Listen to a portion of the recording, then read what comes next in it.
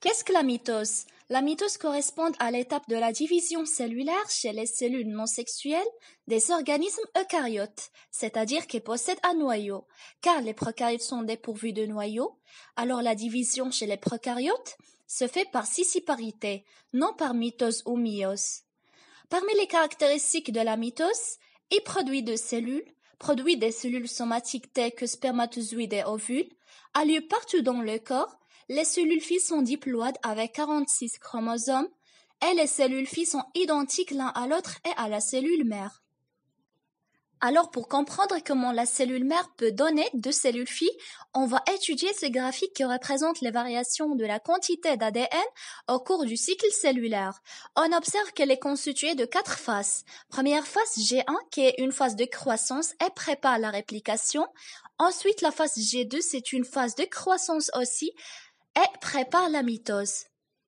La mitose comprend 4 phases. Première phase appelée prophase, d'où l'ADN se condense en chromosomes à 2 chromatides. Ensuite, métaphase, d'où les chromosomes se positionnent au centre de la cellule.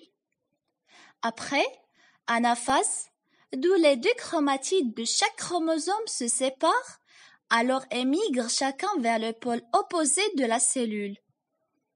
Dernière phase appelée télophase, d'où il y a la création des 2 cellules filles identiques, chacun comporte un chromatide de chaque chromosome.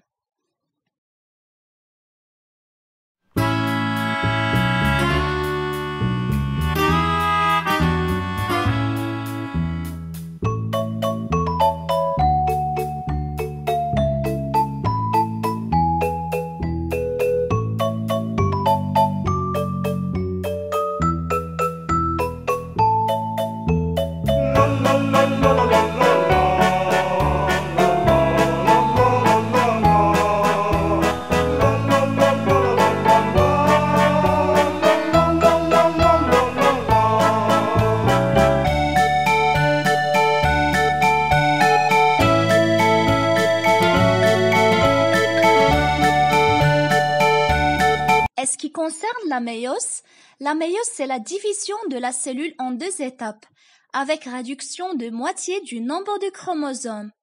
Elle est caractérisée par la production de 4 cellules, production des gamètes, a lieu dans les gonades, c'est-à-dire ovaires et testicules. Les cellules filles sont haploïdes avec 23 chromosomes, ainsi que les cellules filles sont uniques et non identiques. La méiose est généralement constituée de 8 phases.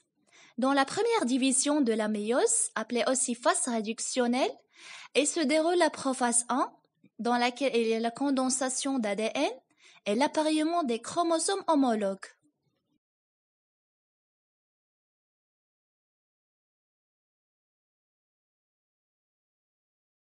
Et dans la métaphase 1, la condensation des chromosomes est maximale, les chromosomes homologues se disposant de part et d'autre du plan équatorial de la cellule.